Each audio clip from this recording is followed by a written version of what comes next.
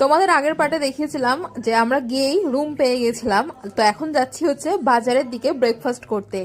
তো দুজনে মিলে গেছি বিয়ের পর, এটা আমাদের দুজনের একসাথে ফার্স্ট ট্রিপ। এর আগে আমরা কাশ্মীর গেছিলাম ফ্যামিলি সবার সাথে। বাই দ্য ওয়ে, যারা বড় ব্লগ দেখোনি, আমার নামের নিচে লিঙ্ক দিয়ে দিলাম, ক্লিক করে দেখে নিও। তো চলে এসেছি বাজারে। বাজারে মেনলি যারা রান্না করে খায় তো তারাই কিন্তু আসে, যে গিয়ে বাজারে বাজার করবে, রান্না করবে। তো তোমরা আমার যারা ভিডিও দেখছো তারা এরকম কি কখনো করেছো? কমেন্ট করে জানিও। আমার বরের খুব ইচ্ছা পুরীতে গিয়ে সবাই মিলে রান্না করে খাবো। তো দুজনে মিলে গেছি, এটা তো পসিবল নয়, পরে কখনো ফ্যামিলি নিয়ে গেলে আমরা এটা করে দেখবো। তো চলো আমরা এখন যাচ্ছি। আর রাস্তায় বৃষ্টি হয়েছে, অবস্থা খুবই খারাপ। বৃষ্টিটা কিন্তু একবার হচ্ছে একবার থেমে যাচ্ছে, কন্টিনিউয়াসলি কিন্তু হচ্ছে না।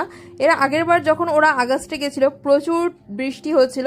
তো মানে ফাইনালি চলে এসেছি মাছের এখানে। ইলিশ মাছ ছিল কিন্তু 700 টাকা করে কেজি, পমফ্রেট ছিল 500-600 এরকম কেজি।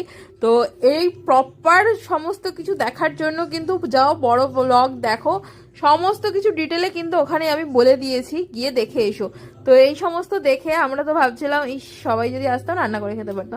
তো এই যে এবার এখানে দেখো মাটনও কিন্তু আছে, সমস্ত কিছু তোমরা এই বাজারে পেয়ে যাবে।